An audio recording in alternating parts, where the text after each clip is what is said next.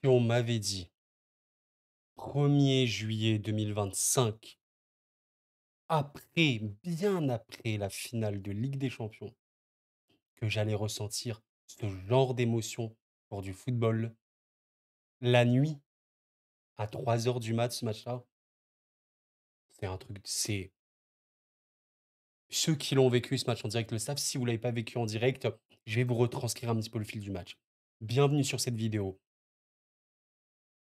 Match historique. Je les pèse, mes mots, je les pèse. Probablement et très facilement un des plus grands matchs de l'histoire de la Coupe du monde des clubs et un des exploits les plus irréels qu'on a pu assister. Le club saoudien, évidemment, on va évoquer les joueurs, hein, de cette équipe-là, d'El Hilal, ont éliminé Manchester City. Manchester City, j'allais dire 2.0, le nouveau Manchester City de cette transition avec les joueurs qui ont pu arriver dans ce mercato, notamment Reinders, notamment Cherki, qui est rentré, qui a fait une passe D, qui a fait une vraie bonne entrée, on va en parler. Le Manchester City de Pep Guardiola est tombé et a été éliminé. Qu'est-ce qu'on vient de vivre? Et j'en ai des frissons, les gars. J'en ai des frissons. Il y a eu une stupeur. Je vous ai pris ce screen. Pep Guardiola sur le quatrième but. Parce que oui, le match, les gars, vous l'avez vu, 4-3 après prolongation. Regardez les buteurs, s'il vous plaît, regardez, on va en parler. La stupeur, la stupéfaction sans voix de Pep au quatrième but. Quand tu vois le quatrième but qui arrive, je comprends pas. Tu dis, mais qu'est-ce qui se passe? C'est scripté. Ça, c'est ma tête. Évidemment, je suis choqué. J'ai oublié de screen. Voilà, je remonte ma tête. Inzaghi, s'il vous plaît. Inzaghi, mais évidemment, Inzaghi, les saisons qu'il a vécues avec l'Inter, est-ce que c'est un magicien qui est cette personne? Vous vous rendez compte? Parce que, les gars, je viens d'y penser. J'avais pas forcément fait le calque, mais vous savez que ce City El Hilal, ça m'a rappelé quoi? Ben, je pense que le match Barcelone, Inter Milan, vous l'avez vu. La plupart des gens ont vu ce match-là. Bah, voyez, Barça-Inter, bah, en fait, c'était un remake. Qu'est-ce quoi? Quoi? Je vais juste vous montrer les XG du match. 4,21 pour City, 3,16 pour El Hilal. Il n'y a pas eu de penalty sur ce match-là. Il n'y en a pas eu. Il n'y a pas eu de CSC. Regardez le nombre de grosses occasions. 6 pour City, 7 pour El Hilal. J'ai envie de vous dire que la clé du match, c'était peut-être le gardien au final. Un match d'Ederson apocalyptique. Et je pèse mes mots. Un match de Bonou. Il se prend 3 buts, mais il est légendaire. Bien sûr, il y a aussi ça. Il y a une part de tout. Foden s'envoie comme énormément de joueurs de City. C'est très choquant. Alors, bien sûr, certains me diront, mais voilà, Coro, Coupe du monde des clubs, City jouait pas à fond, machin, tout ce que vous voulez. Bon, j'ai pas forcément eu la sensation que City jouait pas à fond. Je les ai même trouvés bah, plutôt très bons, encore une fois. Il y a une première période exceptionnellement bonne de la part de City. Enfin, El Hilal n'a rien. Il y a 3 tirs, zéro cadré. Ils ont énormément de mal à ressortir. Une extrême domination de City. Au niveau des XG, c'est n'importe quoi parce qu'ils ont des situations extrêmement graves. Bon, il y a 1-0 à la mi-temps. Je suis pas en mode je vais vous faire un débrief. Absolument pas. Je suis en mode City va vraiment plier El Hilal et c'est terminé. Anomalie, Leonardo a marqué un doublé sur ce match-là, mais a marqué à la 46e minute et le match a complètement buggé. Parce qu'en fait, Ederson a un peu lâché le ballon et, et je vous laisse regarder un peu les stades de la première. Voici les stades de la seconde. Et on est sur un truc beaucoup plus équilibré. C'est pas possible. Il y a eu des matchs, les gars, des performances. Juste avant, parce que je vais oublier. El Hilal est donc qualifié en quart de finale de cette Coupe du monde des clubs et affrontera, s'il vous plaît, Fluminense. Fluminense, vous l'appelez comme vous voulez, club brésilien qui aura éliminé l'Inter Milan. L'Inter et City sont éliminés de cette Coupe du monde. Évidemment que certains m'évoqueront l'aspect physique, bien évidemment, des joueurs cramés, fatigués. Bien sûr, maintenant je considère une chose, il y a cette dimension, je ne vais pas dire le contraire, c'est sûr et certain à 100%. Maintenant, il y a aussi une vérité sur le terrain. Je vois City en première, ils sont pas du tout l'air cramés ni rien en seconde période. Pour moi, c'est surtout tactiquement qu'ils sont complètement en train de déjouer, un petit peu comme quand l'Inter avait fait déjouer le Barça. Vous vous en souvenez? Et mine de rien, je suis désolé, mais regardez un petit peu les entrants. Rodri est rentré, il est sorti à la centième. Ake est rentré, Akanji est rentré, il y a Marmoush, il y a Cherki, enfin, vous vous rendez compte des joueurs qui sont rentrés. Alors évidemment, ils sont tous plus ou moins cramés. Je peux être OK avec ça, il y a pas de problème. Il y a aucun problème là-dessus. Mais voilà, comme le disait Lautaro Martinez après le match face à Fluminense où ils ont perdu 2-0, il a littéralement dit: «Si certains ne veulent pas être là, qu'ils le disent et qu'ils partent». En mode un petit peu coup de gueule. Il y a une dimension physique, je peux pas le nier. Est-ce que c'est ce qui a joué le plus? Au sortir de ce match-là, j'ai l'impression qu'on est parti un petit peu dans le tunnel. Parce que la première période, d'ailleurs, j'avais vu un tweet qui retranscrit parfaitement ma pensée. C'était voilà, ce tweet-là que j'ai vu du compte Blue Moon, compte communautaire, fan de City, qui dit à la mi-temps, qui est juste avant la mi-temps: «On doit mener 4-0 au vu de toutes nos occasions». Je vais pas le contredire. Très honnêtement, il y a des ratés majeurs. Il y a aussi un match qui, je le rappelle, de Bounou qui est choquant. Enfin, c'est un match, où Bounou montre en fait que c'est vraiment, bah, un des meilleurs gardiens, du monde. Alors il a 34 ans évidemment, il est parti dans un autre championnat, mais il a été un des meilleurs. Bon, très factuellement, si El Hilal se qualifie, c'est bien évidemment grâce à lui, pas que, mais voilà, grâce à lui, Koulibaly. Purée, mais Kalidou Koulibaly. Les 2 ont 34 ans, mais le match de Koulibaly ce soir, une muraille, un mur. Regardez, regardez s'il vous plaît. Il remporte quasiment 100 de ses duels. Il y a 18 actions défensives de Koulibaly à 7 récupes. Quel match de Kalidou. C'est choquant et on le sait, quand on dit, El Hilal, une des meilleures équipes d'Asie, si ce n'est la meilleure, il y a des gens qui considèrent et on peut l'argumenter que El Hilal, ce n'est pas simplement la meilleure équipe saoudienne ou une des meilleures équipes d'Asie, mais bien la meilleure parce qu'en fait, cette équipe est aussi composée par des ex-européens. Ce qu'on entend par ex-européens, on parle de joueurs qui ont évolué évidemment en Europe. Koulibaly, évidemment, très largement des meilleurs défenseurs d'Europe, jouant dans le top 5 européen. Évidemment, Bounou, vous avez même eu Renan Lodi à un moment, Cancelo, un ex-Citizen très, très, très choquant, qui fait un vrai, vrai gros match, Milinkovic-Savic, qui a été très bonifié, on va dire, sur toutes les phases de contre de match là. Ça fait 5 joueurs. Vous avez Malcolm aussi, qui a joué dans le top 5. Ruben Neves, enfin, c'est chaud. C'est chaud. Il faut vraiment en parler. Et quelques Saoudiens, notamment El Dawsari Kano à l'Arbi. Je sais pas. Est-ce que c'est la magie Inzaghi? Je comprends pas. Je me souviens de ce match-là, enfin, vous en souvenez tous. Oh là là là là, qu'est-ce que c'était que ça? Le match face au Barça, vous voyez ce match-là? En vrai, c'était un calque. Je vais juste revoir rapidement les stats ici. Ah, c'est ça, voilà. Bon, il y avait eu un penalty, mais beaucoup, beaucoup d'occasions des 2 côtés. Le Barça qui tactiquement parlant, déjouait un petit peu et un gardien aussi qui était légendaire. C'était Sommer.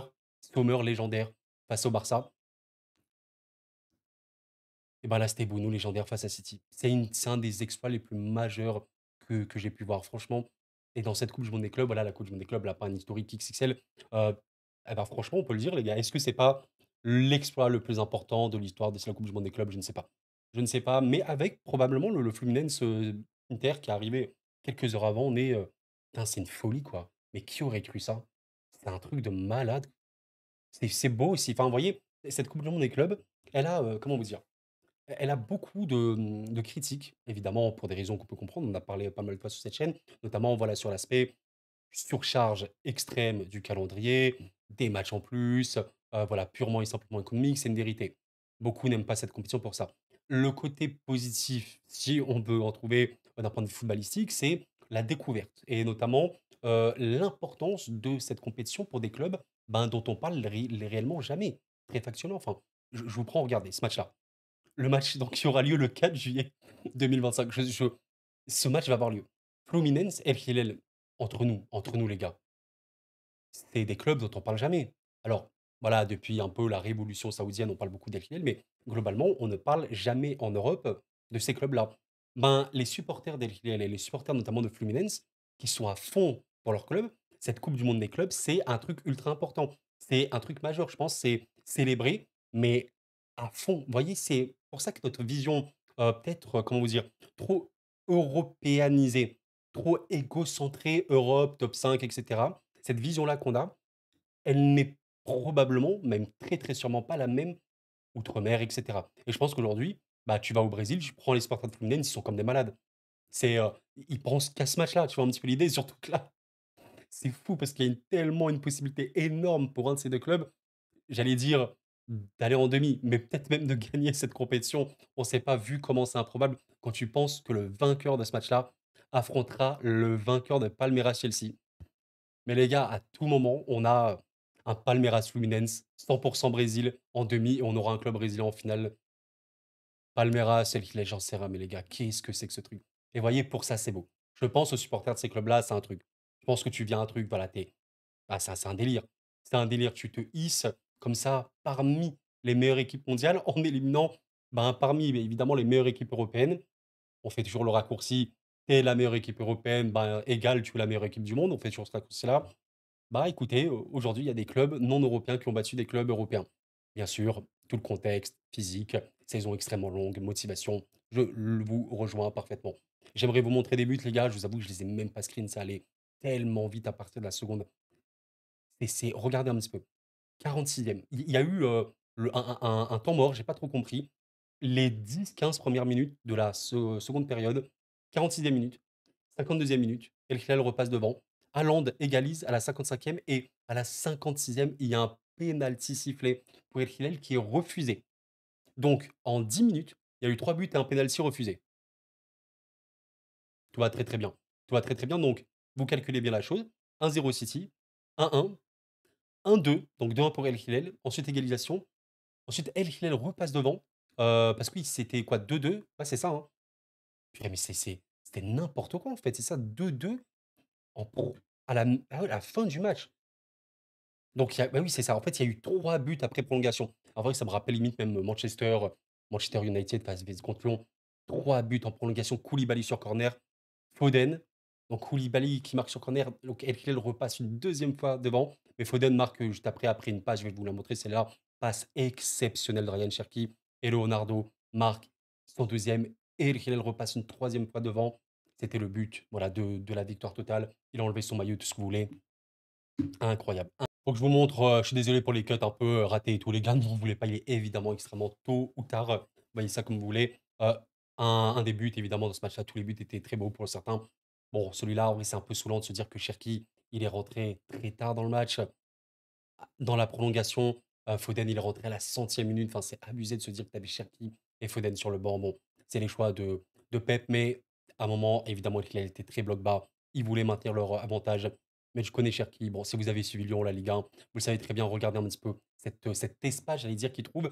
Ou alors cet espace qu'il crée. Évidemment, il y a l'appel de Foden qui est là, qui est bien, mais purée, quelle passe. Oh là là, regardez-moi ce petit ballon touché comme ça, loupé. Regardez à quel point le ballon il monte haut, je peux pas vous montrer évidemment la vidéo, mais regarde, il monte très, très, très haut et il retombe super bien en cloche. Ah, Foden, il fait un très bon appel, mais j'ai limite l'impression que c'est la passe qui fait l'appel. C'est abusé. Et Foden met le pied. Voilà, Foden met le bout du pied. Ouais, le bout, mais c'est magnifique. Purée, mais imaginez la cloche, la louche de Cherki. Elle est dans cette zone, vous vous rendez compte? C'est magnifique. On sait à quel point c'est un technicien hors pair. Peut-être que Cherki, sur ce match-là, aurait fait beaucoup, beaucoup de bien dans des moments où c'est très, très chaud, juste pour conserver un petit peu le ballon, quoi. Magnifique but par la passe. Et c'est un des rares ballons que ouais, Bono n'a pas pu arrêter, qui croise parfaitement. Regardez un petit peu le ballon ultra croisé de Foden. Assez chaud, hein. Franchement, lui, il est. C'est petit filet, complètement.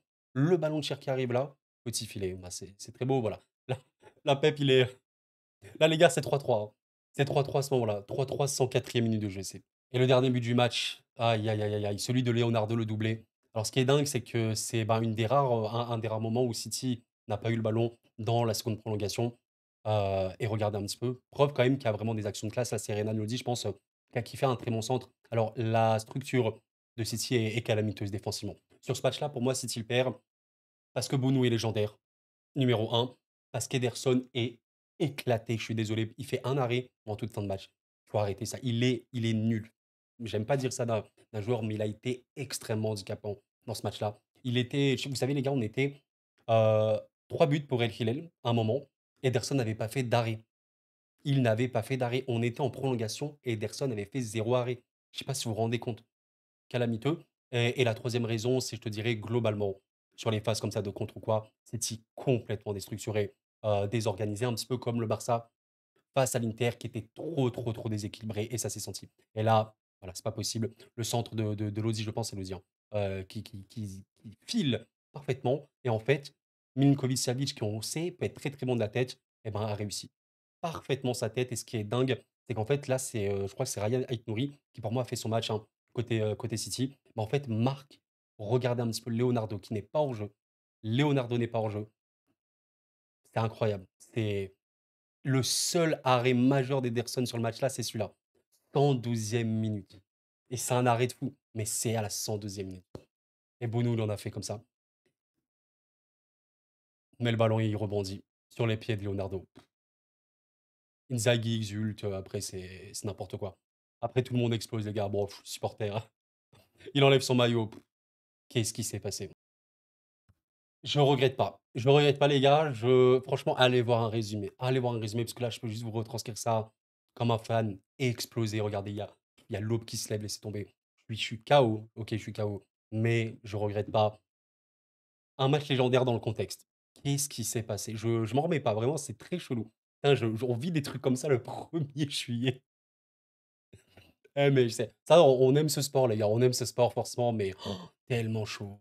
En plus, vous voyez, on disait: «C'est un nouveau City, c'est un City qui sent bien». Il y avait un match très, très impressionnant de City face à la Juve. Excellent, excellent match, avec des préceptes, en fait, extrêmement élevés qu'on a pu voir. Franchement, au-delà du score, c'est pas tant le score le plus important, c'est l'extrême domination et la qualité avec et sans ballon de City. Ils ont fait une performance parfaite, quasi parfaite. Le but de la Juve à la première période, c'était une relance ratée, mais encore une fois d'Ederson, décidément.